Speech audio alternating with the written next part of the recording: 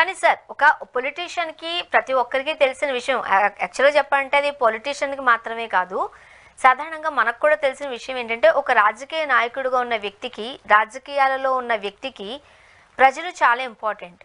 వాళ్ళనే కార్యకర్తలు అననివ్వండి, ఇంకేమైనా పిలవండి, బట్ ప్రజలు చాలా ఇంపార్టెంట్ అయినప్పుడు ఒక ముఖ్యమంత్రి స్థానంలో పీఠంలో కూర్చున్న మీకు సామాన్యులు ఎవరు మీ దగ్గరకు వచ్చి ఒక కష్టం చెప్పుకోలేకపోతున్నారు అని అంటే కష్టాలు లేవన్నట్టు కాదు కదా, అలా ఎందుకు చేయలేకపోతున్నారు అని జగన్మోహన్ రెడ్డి గారు ఎందుకు ఆ రోజు ఆలోచించలేదు? అంటే జగన్మోహన్ రెడ్డి గారు వైపు నుంచి జరిగిన లోపం అదే. పాయింట్ ఏంటంటే మీరు అడిగిన ప్రశ్న ప్రధానమైంది ఏంటంటే వందలాది మంది కార్యకర్తలు ఆయన కలవలేకపోయినారు.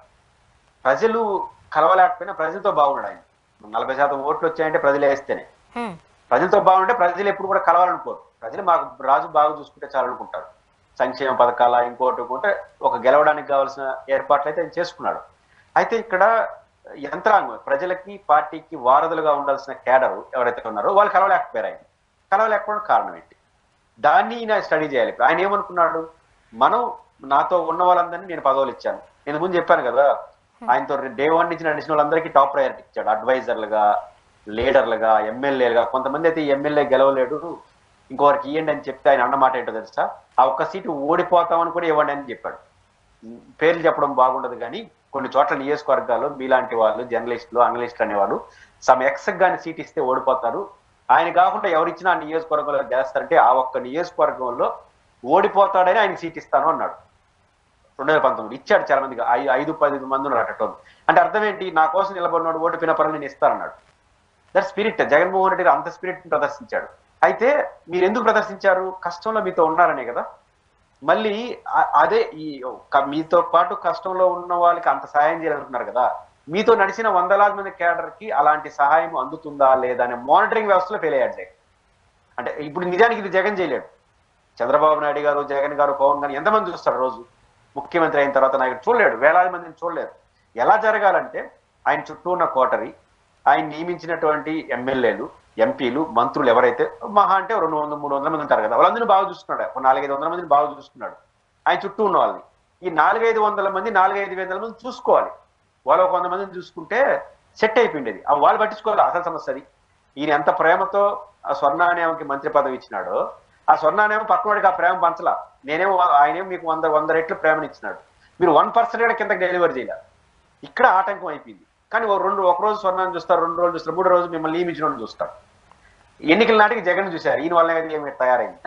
కాబట్టి అట్ట జరిగింది లోపం. కాబట్టి జగన్మోహన్ రెడ్డి గారి ప్రేమ ఆప్యాయత డెలివరీ కాలేదు. ఆయన ఒక్క దశకు సాగిపోయింది. మీరైతే డెలివరీ చేసి ప్రేమను పంచారో ఆ డెలివరీ కిందకి అందలేదు. అది మానిటరింగ్ ఆయన చేయడంలో విఫలం అయిపోయినాడు. దానికి కారణం ఏంటంటే ఎక్కువ మందిని కలవలేదు. ఇప్పుడు ఆ పని చేస్తున్నాడు, ఖచ్చితంగా కలుస్తున్నాడు కాబట్టి దాని యొక్క పర్యవసరం చూస్తారు. సాధారణంగా మన హ్యూమన్ సైకాలజీ ఎట్లా ఉంటుందంటే, మన అభిమాన నాయకులను కావచ్చు, లేకపోతే సినీ సెలబ్రిటీస్ని కావచ్చు, దగ్గర నుండి చూస్తేనో, ఒక సెల్ఫీ తీసుకుంటేనో, లేకపోతే ఒక షేక్ హ్యాండ్ ఇస్తేనో, పక్కన నుంచి ఉంటేనో చాలు సాటిస్ఫై అయిపోతారు. మన హ్యూమన్ సైకాలజీ అట్లానే ఉంటుంది. సాధారణంగా మనం చూస్తూ ఉంటాం.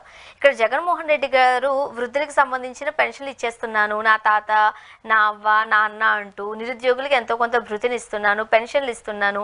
అండ్ మరీ ముఖ్యంగా ఎవరికైతే ఉద్యోగం లేదు అని ఇబ్బంది పడుతున్నారని అన్నారో వాళ్ళందరికీ కూడా ఎంతో కొంత, ఒక 5,000 అంటే చాలా తక్కువ అమౌంటే కావచ్చు, బట్ గ్రామాలలో ఉండే వాళ్ళకి వాలంటీర్స్ రూపంలో వీళ్ళందరికీ నేను సర్ది పెట్టేశాను, వీళ్ళందరూ నా వల్ల సాటిస్ఫై అయిపోతున్నారు అని మాత్రమే ఆలోచించుకున్నారు. కానీ వీళ్ళందరికీ నేను ఒకసారి హాయ్ చెబితేనో, బాయ్ చెబితేనో, ఒకసారి కలిస్తేనో వాళ్ళు ఇంకా ఉప్పొంగిపోతుంది వాళ్ళ ప్రేమ అన్న చిన్న లాజిక్ని జగన్మోహన్ రెడ్డి గారు మర్చిపోయారా?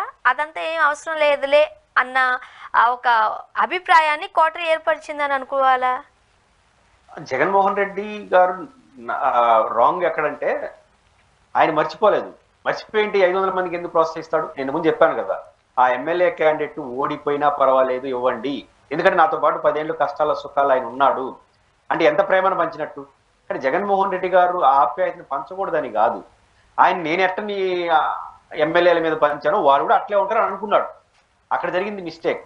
కానీ ఇప్పుడు దానికి ఏమంటారు, దాన్ని సమీక్ష చేసుకోలేదు ఆయన. ఈ 5 ఏళ్ల కాలంలో అరే మనం నియమించిన ఎమ్మెల్యేలు వీళ్ళందరూ నిజంగానే మనకెందో వాళ్ళు నేనెట్ట వాళ్ళని ప్రేమించి ఇచ్చాను, వాళ్ళు కూడా కింద అట్లే ప్రేమను పంచుతున్నారా లేదా మానిటరింగ్ చేయలేదు ఆయన. మానిటరింగ్ చేస్తుంటే రిపోర్ట్స్ వచ్చుంటాయి. ఈరోజు చూడండి ప్రజలు ఎంత గొప్ప వాళ్ళంటే, ఈరోజు పులివెందులకు వెళ్తాడు రెగ్యులర్గా. 100కి 100 మందిలో 100 మంది కలిస్తే 90 మంది ఏమడుగుతున్నారు? మామూలుగా జగన్ ఏమంటారు? జగన్ని ప్రశ్నిస్తూ ఉంటారు, ఏం చేసినామని నిలదీస్తారు, గొడవ వేసుకుంటారు. ఇది కదా బయట చర్చ. కానీ లోపల చెప్పేది ఏం తెలుసా? 100కి 95 మంది ఏం చెప్తారు తెలుసా? మాకేం వద్దు, మీరు ధైర్యంగా ఉండండి, మీరు మళ్ళీ అధికారంలోకి రావాలి. ఇది ప్రజల నుంచి ఆయనకు వస్తుంది. ప్రజలు ఎప్పుడు ఆశించరు. నాయకుడి నుంచి ప్రేమను అభిమానాన్ని చూస్తారు. సాధారణ ప్రజలు, సాధారణ కార్యకర్తలు. కొంతమంది పదవులు ఆశించవచ్చు. ఇప్పుడు అమ్మాయి ప్రకాశం జిల్లాలో అమ్మాయి పేరు మారిపోతుంది కదా, ఎంపీటీసీ అమ్మాయి నిలబడిన తీరు, ఒక్క క్యాడర్ రియాక్షను. ఇప్పుడు ఇన్ని రోజుల పాటు వైసీపీ వాళ్ళు చేసినటువంటి పోరాటాలు, ఈ 10 నెలల పాటు లేని ఉత్సాహం ఒక్క అమ్మాయి ఎంపీటీసీ ఇచ్చింది. అమ్మాయి తెగువ హైదరాబాద్ నుంచి వచ్చి చిన్న ఎంప్లాయీ ప్రకాశం జిల్లాలో కూర్చొని వాళ్ళ కుటుంబ సభ్యులు చెప్పిన వినకుండా, వాళ్ళ బంధువుని ఎంపీపీ పెట్టిన వినకుండా, ఆమె పెద్ద రాజకీయ నాయకురాలు కాదు, నిలబడి ఆమెకే అసెంబ్లీ చేసి ఓటు వెళ్ళేసి హైదరాబాద్కి వెళ్ళి ఆమె రూపాయలు ఆశించాల. అంటే ఆ అమ్మాయి చేసిన తెగువ మొత్తం రాష్ట్రం అంతా మారుమూరగిపోయి జగన్ గారు ఉత్సాహపడుతున్నారు. అంటే నిష్కలంకమైన ప్రేమతో తెగువ చూపించే క్యాడరు, లీడర్లు పార్టీకి వెనుదనుగా కాదు భవిష్యత్తునిస్తారు. కానీ జగన్మోహన్ రెడ్డి గారు దాన్ని చూసి ఈ రోజు అందరితో కూర్చున్నాడు కదా. ఇప్పుడు ఆ అమ్మాయితో కూర్చోవడం, వాళ్ళతో మాట్లాడడం వల్ల 100,000 మంది అలాంటి వాళ్ళు మేము కూడా ఎత్తుకుంటే మమ్మల్ని కూడా జగన్ కలుస్తాడేమని ఫెరోషస్గా మారుతారు. కాబట్టి క్యాడర్ ఇచ్చే ధైర్యం, ప్రజలు ఇచ్చే ధైర్యం చాలా గొప్పది. దానికి జగన్ గారు దూరం అయ్యాడు 5 ఏళ్ళు పవర్లో ఉన్నప్పుడు.